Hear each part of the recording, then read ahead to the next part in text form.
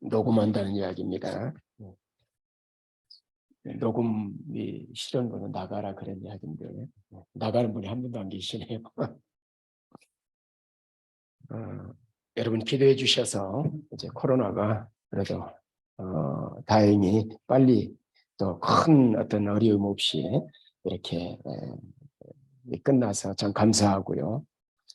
그런데 사실 끝나고 나서 조금 더 기침이 그리고 잔기침이 나와서 원래가 이제 기관지가 좋지 않았는데 설교하면서 자꾸 또 좀 어려움이 있을 것 같습니다. 기도해 주시길 바랍니다. 오늘 본문 말씀 나누기 전에 우리 2주 전의 말씀 혹시 기억나십니까? 무엇에 관한 말씀인지? 지난주는 생각지 않을 때 그 앞에 레갑 족속에 대한 말씀을 드렸지요.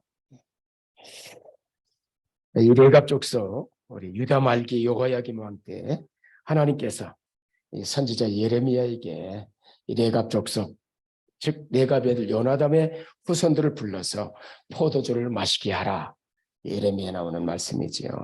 그래서 예레미야는 하나님 말씀에 순종해서 이제 요나답의 후손들 레갑 족속들을 부르지요.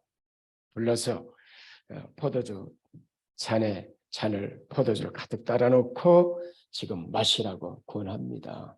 이 당시에 이제 포도주는 일상의 음료였고 또 이제 생활의 한 부분이었지요. 그때 이 레갑 족속 후예들이 이렇게 이야기를 하지요. 예레미야 35장 6절부터 10절에 이렇게 말씀합니다. 그들이 이르되 우리는 포도주를 마시지 아니하겠노라.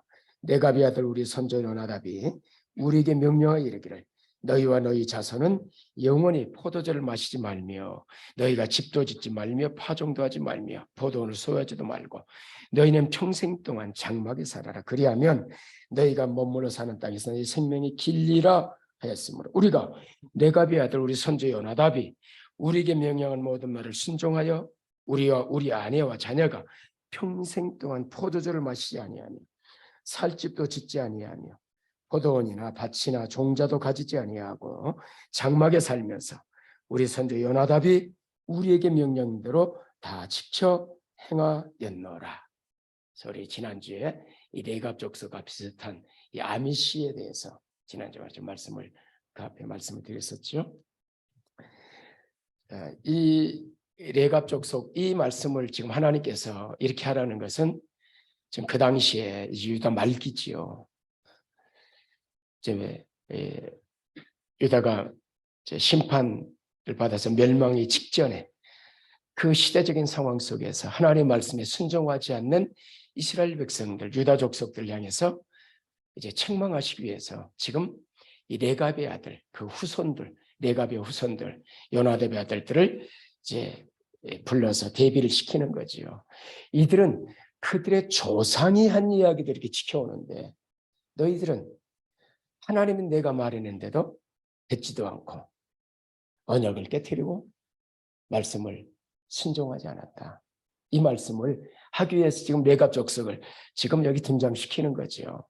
그런데 우리는 이 레갑 족속을 통해서 레갑 족속의 구별된 삶 그리고 또 하나는 신실한 삶을 보게 되지요.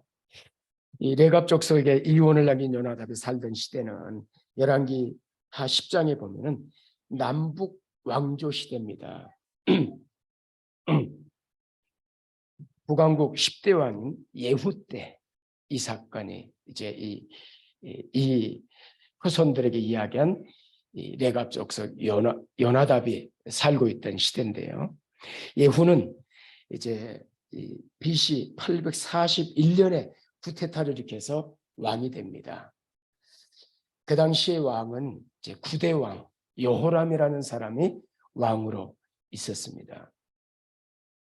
이제 아합의 아들이지요. 이 여호람을 죽이고 그리고 이제 10대 북왕국 10대 왕이 되는데요. 왕이 되어서 그는 대대적인 종교개혁을 일으킵니다. 그래서 이 북왕국에는 종교개혁을 일으키는 왕이 없어요. 이 예후 외에는 남왕국만 종교개혁을 일으켰던 왕들이 8명. 그래서 그들을 선한 왕이라 그러죠. 그래서 어떤 학자들은 북왕국에도 한 명의 선한 왕이 있었다 그렇게 이야기를 합니다. 그러나 이 예후의 행적을 보게 되면은 아주 그렇게 썩 선한 왕은 아니었지요. 어쨌든 종교 개혁의 측면에서 그는 바알의 종교, 이 산당들을 다 무너뜨리기 위해서 이제 제사드리겠다. 그래서 바알의 이 제사장들을 다 모읍니다. 그리고 그 자리에 싹 죽여버려요. 바알 산당을 다 척결하지요.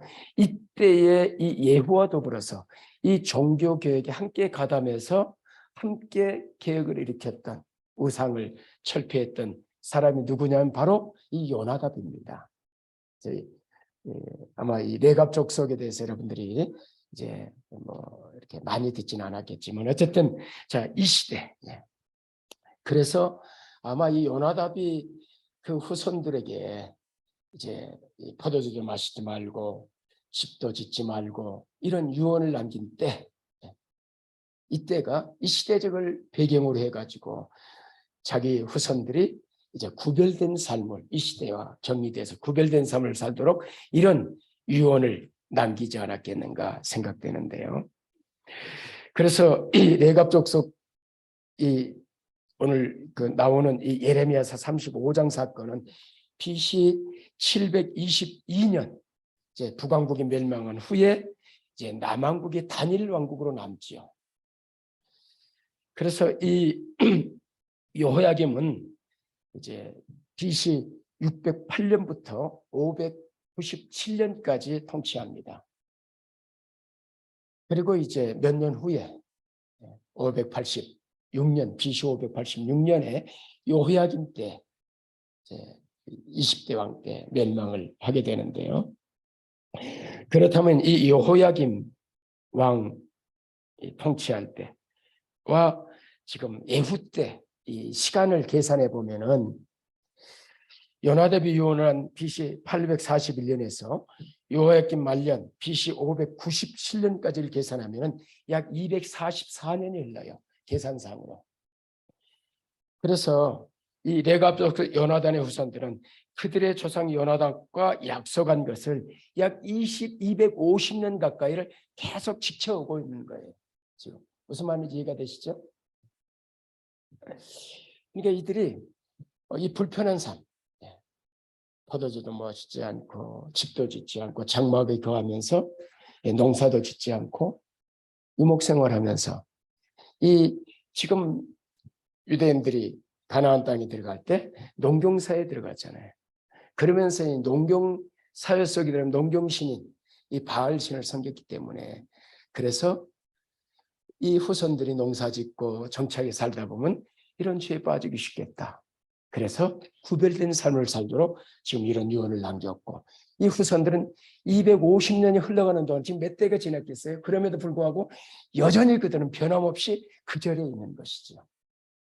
언약을 지키면서 그대로 그 삶을 살아오는 것입니다. 그러니까 이제 이러한 사람들을 우리는 뭐라고 부릅니까? 신실한 사람들, 약속을 지킨. 그래서 하나님이 이 예레미야서에 그들을 등장시키는 거죠. 이들의 신실함. 그런 너희는 신실하지 않았다. 이걸 말씀하기 위해서 대비라는 게 이 예레미야서 말씀이었는데 지금 왜 이 말씀을 드리냐면은 신실함에 대한 이야기 좀 하려고 그래요. 무엇에 대한 신실함이냐면은 헌금에 대한 신실함을 좀 말씀드리려고 그래요. 우리도 이제 이 헌금 생활하는데 신앙생활하면서 이런 신앙생활 또는 헌금 생활이 이 요나답의 이 후손들처럼 레갑 족속처럼 그렇게 신실해야 된다. 변함없이 그대로 살아가야 된다. 이 말씀을 드리려고 지금 본문을 앞서서 말씀을 드리는데 왜 지금 이 말씀 드리냐면 우리가 지난 주일에 제가 코로나 상황이 오면서 갑작스럽게 우리 각 가정에 영상 예배를 드렸잖아요. 헌금 시간에 영상 예배 드렸죠. 헌금 시간에 헌금하셨습니까? 그리고 헌금하시고 오늘 지금 헌금하시면서 지난주 헌금 오늘 헌금하셨습니까? 오늘은 두 주일치 헌금을 해야 돼요. 근데 어떤 경우는 잊어버려서도 이제 못할 수도 있고 또 그냥 뭐 생각 없이 그냥 거짓것만 하기도 하고 그렇게 하죠. 대부분의 교회들은 연말에 예결산 하죠. 우리는 11월이 이제 예결산 공동회의가 있지요. 대부분 이제 12월 연말에 많이 하게 되는데 연말에 막 바쁜 때라 우리 11월 달에 이제 공동회의해서 이 예결산을 통과시키는데 예결산을 세울 때는 지난해 예산을 몇 프로, 금년에는 몇 프로를 상향할 것인가. 그리고 이제 작년 헌금을 토대로 해가지고 올해 이제 예산을 헌금을 어떻게 할 것인가 하고 이제 예산을 세우지요. 그리고 교우들은 성도들은 그 예산을 통과시키고 그 예산에 지금 몇 프로 올랐으니까 이제 헌금을 내가 얼마를 해야 되겠다 하고 이제 헌금을 나름대로 작정을 하게 되지요. 그래서 1년 동안 헌금을 하게 됩니다. 그래서 매 주일 헌금, 지금은 주일 헌금이라고 하면 저희 어렸을 때는 주정 헌금이라고 그랬어요. 이 헌금을. 그래서 그때는 봉투처럼 봉투가 없었거든요. 비싼 봉투였고 교회에서 다 만들었어요. 예전에 만들어가지고 주정헌금이라고 다 이렇게 인쇄해가지고 거기다가 매주 나눠주고 2장씩 나는 한 주는 하고 한 주 뜯고 가져가고 이렇게 해서 매주 미리 정해진 헌금이라 매주 정해서 드는 헌금이기 때문에 주정헌금이라 그런 거죠. 그리고 아마 여러분들이 들으시는 월정헌금이라고 들어보셨습니까? 왜 월정헌금이냐면은 감사헌금이라는 걸 매월 정해놓고 하거든요. 헌금도 감사헌금도 물론 감사헌금 특별한 경우 특별하게 이제 뭐 감사한 일이 있을 때 헌금하죠. 그러나 보편적으로는 1년에 한 번은 정해놓고 감사헌금을 하죠. 월급을 탄 주에 한다든지 하여튼 이렇게 하고 또 뭐 선교헌금 매달 정해놓고 하잖아요. 또 건축헌금 우리 지금 이제 예산에 들어가 있는 헌금이 이 헌금이죠. 예산에 무슨 뭐 우리는 구제나 뭐 이런 게 지금 교육 뭐 장학 이런 건 없고 지금 있는 게 이제 매월 할 수 있는 게 이제 감사헌금 또 예산 잡아진 게 건축헌금 그리고 이제 선교헌금이죠. 이게 우리는 그렇게 많은 그런 헌금 종류가 있지는 않지만은 그러나 또 이렇게 이런 헌금들을 매월 정해서 한다. 그래서 선교헌금도 물론 특별한 선교헌금 하지요. 그러나 보편적으로 정해놓고 매월 정한 액수를 매월 드리는 거죠. 건축헌금도 매월 정해놓고 드리기도 하고 물론 뭐 그러지 않은 분도 있지만 어쨌든 이렇게 해서 매월 정해놓고 드리게 됩니다. 그래서 우리가 이제 혹 지난주처럼 헌금을 못한 경우에도 정해진 헌금, 내가 정해놓은 거니까 주정헌금도 매주 정한 거니까 헌금을 그대로 하는 거죠. 그래서 우리 이미주 집사님 여기 계시니까 회계 집사님 계시니까 일부 예배때는 임 집사님 안 계셔가지고 그냥 대강 이야기했는데 오늘 이분 계시니까 저희가 한국 갔다 오면은 한국 가게 되면은 헌금을 어떻게 합니까? 한꺼번에 하든지 가기 전에 하든지 돌아와서 하든지 안 그러면은 우리 성권사님이나 부탁해 가지고 미리 드리고 매주 좀 해주세요. 이렇게 부탁을 해서 어쨌든 저희 집 출타한 기간 동안에 모든 헌금을 이제 다 매주 정해놓은 거니까 다 드리는 거지요. 뭐 건축헌금이든 성경헌금이든 모든 헌금들을 그때 못 드렸더라도 한꺼번에 먼저 드리든 후에 드리든 아니면 계속 뭐 매주 다른 분을 통해서 드리든 어쨌든 정해진 내게 작정했기 때문에 그대로 다 드리는 겁니다.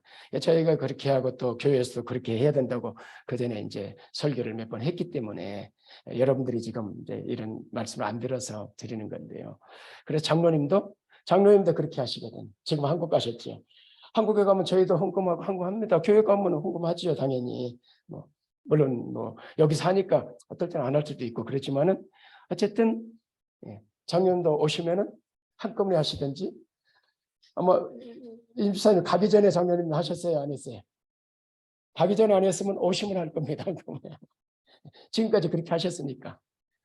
그래서 이제 우리가 출타했더라도 매달 정해진 것은 그대로 내가 소속된 교회에 드리는 것이에요. 이 교회에 소속됐으니까. 여러분이 이사를 한다든지 우리 박수장님처럼 이제 섬기다가 이제 한국 교회 가시면 그 다음부터는 뭐 이제 의무가 아니지요. 가서 섬기는 교회 또 드려야겠지요. 또 오셨으니까 또 이제 여기서 이제 헌금을 하게 되는 거지요. 그래서 본인이 이사를 한다든지 뭐 특별하게 어떤 교회를 옮긴다든지 그런 어떤 특별한 상황들이 아닌 경우에는 내가 여전히 이 교인으로 소속돼 있는 동안에는 내게 주어진 약정했던 헌금들은 그대로 해야 되는 거예요. 출타했던 또는 지난주처럼 우리 이 영상을 드렸던 우리가 코로나 상황 속에서 감사했던 것은 몇 년 동안 우리가 2년, 2, 3년 가까이 영상 예배를 드리면서도 헌금에 크게 어려움을 겪지 않았어요. 여러분들이 온라인으로 아니면 구역장을 통해서 아니면 장로를 직접 또는 교회에 와서 이렇게 다 전달해 주셨기 때문에 크게 코로나 때 오히려 재정이 남아 돌아갔어요. 저희 교회 같은 경우는. 왜냐하면 쓰는 데가 많이 없었으니까 코로나 때. 오히려 재정이 남았지요. 감사한 일도. 그러나 어쨌든 지금 말씀드리는 것은 우리가 이런 내갑족수들처럼 신앙생활, 헌금생활에도 신실해야 된다. 약정하고 약정한 거는 그대로 비록 지난주 우리가 이렇게 가정에서 들었고 잊어버렸더라도 또 잊어버렸으면 그 다음 주에라도 이렇게 지난주 걸 해야 되고 아니면 여러분이 한국 출타했으면 돌아와서 그동안의 모든 헌금 모든 헌금은 또 해야 되고 한국에서 했더라도 이 원리 이해가 되십니까? 이게 원리이기 때문에 왜 지금 오늘 말씀드리냐면은 우리가 지난주에 이제 영상 예배를 드렸으니까 갑자기 영상을 드렸고 그래서 이제 헌금 상황이 여러분들이 와서 오늘 두 번 지난주 거 이번 주 거 다 드렸는가. 그래서 이 오늘 말씀드리기에 적절한 기회이기 때문에 그래서 저 코로나 상황을 만나면서 준비했던 설교를 이제 접어두고 생각지 않은 때 코로나를 만났잖아요. 전혀 생각지도 않은 때 떠오른 생각이 우리 주님 그렇게 오시겠구나 생각지 않은 때 그러면서 설교 제목을 바꿨지요. 본문을 바꾸고 그래서 지난주에 말씀이 생각지 않은 때 주님 오십니다. 내가 전혀 생각지도 않았는데 이런 내가 원치 않는 상황들이지만 그러나 생각지 않은 때 이런 일을 만나는 것처럼 우리 주님도 생각지 않은 때 오신다고 했다. 이 말씀을 우리가 나누었고 오늘 이 영상 예배를 지난주에 드리면서 헌금을 교회에다 직접 못했기 때문에 원리가 무엇인가 지난주 거 꼭 하셔야 된다. 제가 지금까지 헌금 설교를 하면서 할 때마다 헌금을 많이 하시라 이런 이야기를 하지 않아요. 교회 재정을 위해서 헌금을 이야기하는 한 번도 없어요. 언제나 원리만 말씀드렸어요. 성경이 무엇을 말씀하는가? 헌금에 대해서 뭘 말씀하고 있는가? 이 말씀을 드렸지 헌금을 많이 하시라 또는 교회 재정이 이런다 이런 이야기. 제가 한국서 예배당을 지을 때도 건축헌금 하세요 한마디도 안 했어요. 헌금은 강요해서 되는 게 아니라 원리를 알아야 돼요. 헌금이 성경이 말씀하는 원리가 무엇인가? 원리대로 하는 것이에요. 신앙생활은 원리대로 해가는 것이에요. 법칙을 따라서 원리대로. 그래서 오늘 마침 어제 지난주 상황과 오늘 상황을 이렇게 보면서 이 말씀 드리기에 적절하겠다. 그동안에 왜냐하면 제 설교를 이 원리를 말씀 듣지 못한 분이 많기 때문에 그래서 오늘 좀 말씀을 드려야 되겠다. 그래서 신실한 내각족속의 이해하고 더불어서 우리의 신앙생활 또 헌금생활도 이렇게 신실해야 된다 하는 것을 말씀을 드리며 오늘 이제 주제로 넘어가도록 그렇게 하겠습니다. 자, 지난주 우리 이 말씀 제목을 먼저 좀 기억하시면 좋겠습니다. 마태복음 24장 이제 36, 44절이 있는데 44절 마지막 말씀이지요. 이러므로 너희도 준비하고 있으라. 생각지 않은 때 인자가 오리라. 생각지 않은 때에. 그래서 지난주 제목이 생각지 않은 때. 한 주간 내내 좀 이 생각지 않은 때를 좀 생각을 많이 하셨습니까? 생각지 않은 때. 그래, 생각지 않은 때. 전혀 예상하지 않은 때.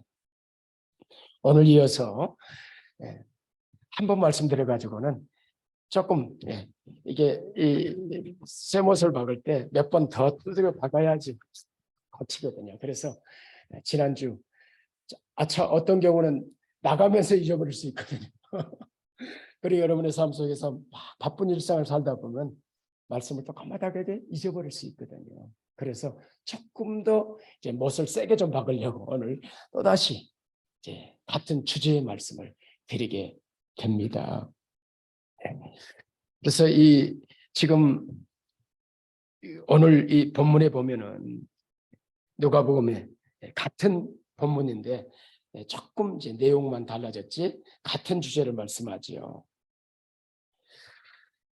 26절에 노아의 때에 된 같이 인자의 때도 그러하리라. 인자의 때. 인자의 때가 언제입니까? 어느 때입니까? 주님이 생각지 않은 때 오시는 때지요. 인자의 때. 주님의 재림과 더불어서 종말과 심판이 있게 되지요. 그래서 이때가 바로 인자의 때입니다. 이렇게 말씀하세요. 이 노아의 때 된 것처럼 인자의 때도 그러하리라. 그리고 28절에서는 롯의 때와 같으리니 이렇게 말씀해요. 그래서 인자의 때, 생각지 않은 때, 그 생각지 않은 때는 지금 노아의 때요, 롯의 때라고 지금 주님이 말씀하시거든요. 그래서 오늘 우리 주보의 제목이 이제 인자의 때, 생각지 않은 때, 그때가 언제냐? 노아의 때, 롯의 때. 마태복음에서는 노아의 때만 이야기를 해요. 그런데 누가복음에서는 노아의 때와 더불어서 롯의 때까지도 말씀을 합니다. 조금 더 이제 이 얘가 더 롯의 이야기가 더 지금 첨부된 것이죠. 그래서 지금 이 노아의 때, 롯의 때 과연 어떤 때인가 하는 부분에 말씀을 드립니다. 27절 보세요. 27절 같이 한번 읽읍시다. 시작. 노아가 방주에 들어가던 날까지 사람들이 먹고 마시고 장가들 시까지는 홍수가 나서 그들 다 멸망시켰으며. 먹고 마시고 일상이죠. 우리의 삶이죠. 장가가고 시집가고. 또 28절도 마찬가지. 또 롯의 때와 같으리니 사람들이 먹고 마시고 사고 팔고 심고 집을 짓더니 일단 특별하지 않아요. 이 주님의 때, 인자의 때, 이 날이 어떤 특별하지 않다는 이야기예요. 그냥 아주 평범해요. 먹고 마시고 시집가고 장가가고 직장생활하고 출근하고 퇴근하고 이런 일상의 삶이 그대로 이어지는 그 일상 속에 인자의 때가 있다. 그래서 오늘 우리 일상과 전혀 다르지 않다. 노아의 때도 롯의 때도 그리고 오늘 우리의 때도 마찬가지. 여전히 동일한 일상이 진행되는 때, 그 어느 날 인자의 때가 온다. 생각지 않은 때. 노아의 때나 롯의 때는 생각지 않은 때지요. 이러한 일상 속에서 노아의 가족들은 120년 동안 홍수를 대비하면서 방주를 만들죠. 즉 배를 홍수가 나면 띄운 배를 만든 것이죠. 사람들이 물었을 거예요. 아니 120년 동안 짓고 있으니까 아니 왜 그 큰 배를 만드냐? 뭐 지금 하늘 보면은 무슨 비가 올 것 같지도 않은데 웬 그런 배를 만드냐고 물었을 거예요. 이때 노아는 분명히 하나님의 말씀을 전했을 겁니다. 야, 홍수의 심판이 있어. 하나님의 심판이 있어. 그래서 준비해야 돼. 함께 방주를 짓자. 이렇게 권하지 않았겠습니까? 그러나 우리가 성경에 살피는 것처럼 노아의 8 식구 외에는 방주에 들어간 사람이 없는 것이죠. 그들이 들은 모든 이야기를 귀로 흘러들은 거예요. 이게 노아의 때지요. 일상을 살아가면서 방주를 바라보면서도 전혀 종말에 대해서 생각하지 않고 심판에 대해서 생각하지 않았던 사람들, 홍수에 전혀 생각지 않은 것이죠. 그래서 이 방주가 교회라 하는 이야기를 상징이지요. 그 교회가 왜 존재하는가? 교회가 왜 필요한가? 그냥 교회 자체 예배당 하나가 여기 있는 것 자체가 엄청난 메시지를 전하고 있다고 말씀드렸지요. 하나님의 심판, 교회를 보면 하나님의 심판, 예수 믿어야 구원받고 천국과 지옥이 있고, 이거 말하지 않아도 교회 보면 다 알잖아요. 이 메시지를 전해주는 건 건물 자체가, 교회 다니는 교인들 자체가 바로 메시지를 전하고 있잖아요. 노아가 짓고 있고 노아 자체가, 그리고 노아가 짓는 방주 자체가 그 당시에 계속 메시지를 전하고 있었죠. 귀를 기울이지 않아서 그렇지. 그래서 교회는 많이 지어질수록 좋다, 많이 있을수록 좋다, 그런 말씀을 드리는 겁니다. 이 자체가 바로 이제 상징을 가지고 메시지를 전하고 있는 것이기 때문에. 그리고 여러분들이 직장에서나 어디 가든 여러분 자체가 메시지를 전하고 있는 것이지요. 사람들이 입선적인 삶을 살면서 귀를 기울이지 않아서 그렇지. 이 메시지를 가볍게 넘기기 때문이지요. 그러나 어느 날 갑자기 전혀 생각지 않은 때 비가 내리기 시작했고 그들은 홍수의 심판으로 멸망을 하게 된 것으로 우리가 알고 있습니다. 먹고 마시고 평범한 일상을 살던 이 어느 날, 우리가 동일하게 이렇게 살던 이날, 지금 이 시간일 수도 있고 다음 날일 수도 있고, 지금 이야기를 하고 있는 것입니다. 자, 노소 때 마찬가지지요.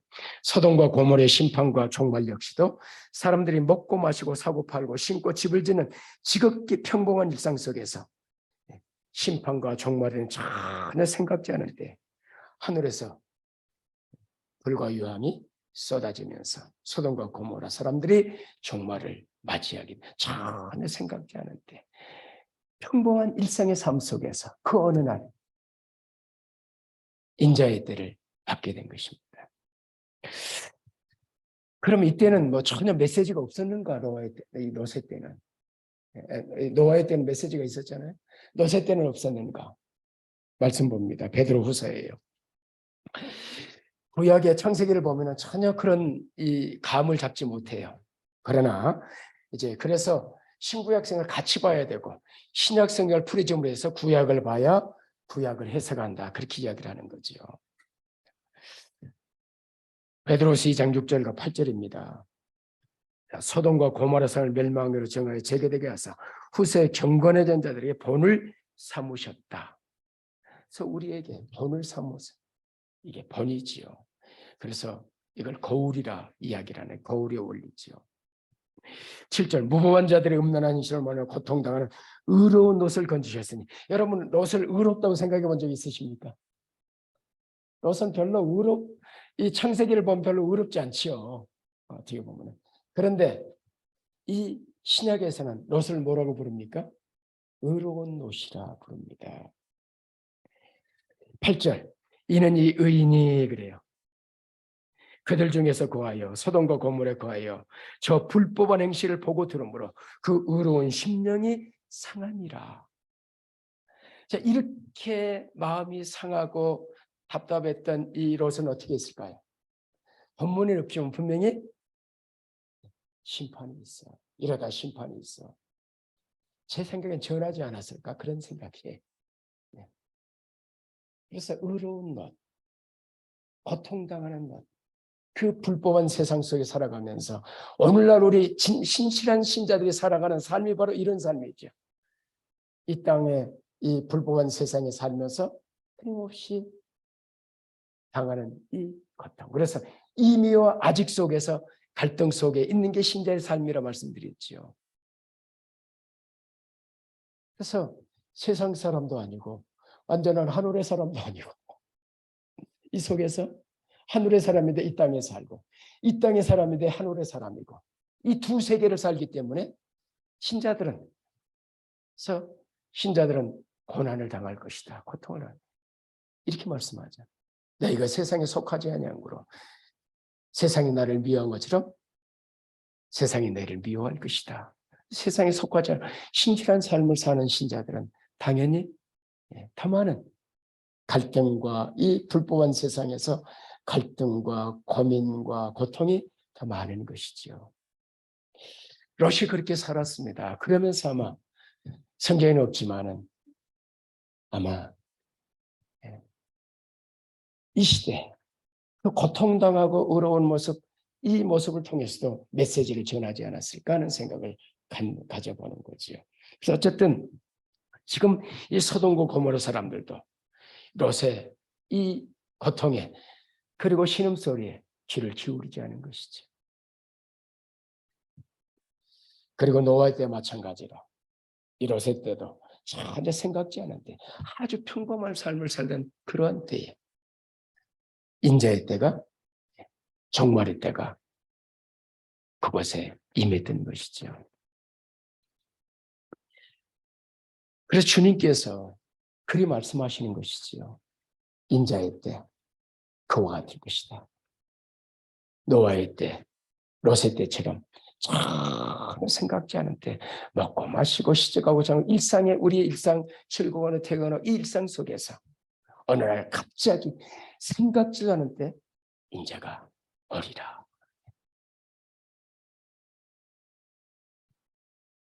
그래서 우리는 이 시대를 살아가면서 전혀 느낌도 없고 주님이 오실 것이라는 어떤 손에 잡히는 게 없지만 그러나 우리가 또 새겨야 되는 것은 우리의 남은 마지막 가장 큰 소망은 우리 주님의 재림 아닙니까? 그러므로 우리의 삶 속에서 일상의 삶 속에서 마음 한구석에 이 주님의 재림을 담아두셔야 된다는 마태복음 25장에 보면은 예수님께서 열천의 비유를 말씀하시죠. 지혜로운 다섯 처녀, 미련한 다섯 처녀. 지혜로운 다섯 처녀는 신랑이 올 것을 대비했지요. 뭐 기름이 뭐냐 이런 걸 이야기를 하는 거야. 대비했냐 안 했냐, 준비했냐 안 했냐, 깨어있었냐 아니냐 이 이야기를 하는 거지요. 똑같이 졸았어요. 똑같이. 그러나 지혜로운 다는 준비한 거죠. 준비가 지혜예요. 오늘 이 땅에서도 살아가면서 내 생애를 앞으로 어떻게 살아야 될 것인가 준비하고 대비하고 노후를 대비하고 건강을 대비하고 열심히 운동해 노후를 대비해서 아이들에게 짐짓되지 않으려고 이게 지혜지요. 준비하는 것이. 지혜로운 다섯 처녀. 미련한 건 준비하지 않는 것이죠. 우리가 생각지 않은 때 인자의 때가 오리라고 노아의 때, 롯의 때처럼 그런 일이 일어날 텐데 전혀 생각지 않은 때이기 때문에 아차하면 잊어버리기 쉬운 이 중요한 사실을 우리가 잊지 않고 살아야 되겠다. 마음을 늘 새기면서 생각 속에서 기도할 때도 주의 이름을 사모 아멘 주 예수의 옷이 없어서 이 고백 속에서 우리가 살아가야 되지 않겠는가 생각하면서 우리 데살로니전서 5장 1절 6절 말씀이 있고 말씀을 마치도록 하겠습니다. 데살로니전서 5장 1절과 6절입니다.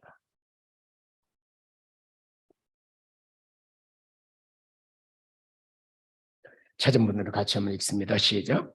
형제들아 때와 시기에 관한 너희 쓸 것이 없으면 주의 날의 밤에 도적같이 이럴 줄을 너희 자신 자세히 알기 때문이라. 그들이 평안하다 안전하다 할 그때 임신한 여자의 해산의 고통이 이런 것 같이 멸망이 갑자기 그들에게 이르니 결코 피하지 못하리라. 형제들아 너희는 어둠에 있지 아니하니 그날이 도적같이 내게 임하지 못하리니 너희는 다 빛의 아들이여 낮의 아들이라. 우리가 밤이나 어둠에 속하지 아니하나니 그러므로 우리는 다른 일을 같이 자지 말고 오직 깨어 정신을 차릴지라. 아멘. 그렇습니다. 주님 인자의 때 주님의 오심과 함께 종말과 심판의 때 우리가 늘 사도신경에 예배 때마다 신앙 고백에 우리가 고백하는 것처럼 하나님 우편에 있는 주님께서 그곳으로부터 산자와 중을 심판하기 위해서 이 땅에 오시리라 우리가 고백하면서도 잊어버리고 저 멀리 놔두고 있었던 이 생각들, 이 말씀들 다시 우리의 가슴에 새기고 평범한 일상 속에서도 우리 주님이 오실 거야. 이 기대를 가지면서 주님을 사모하며 주의 이름을 사모하며 살아가는 성도들이 되도록 축복해 주시기를 원합니다. 감사합니다. 예수님의 귀하신 이름으로 기도하옵나이다. 아멘.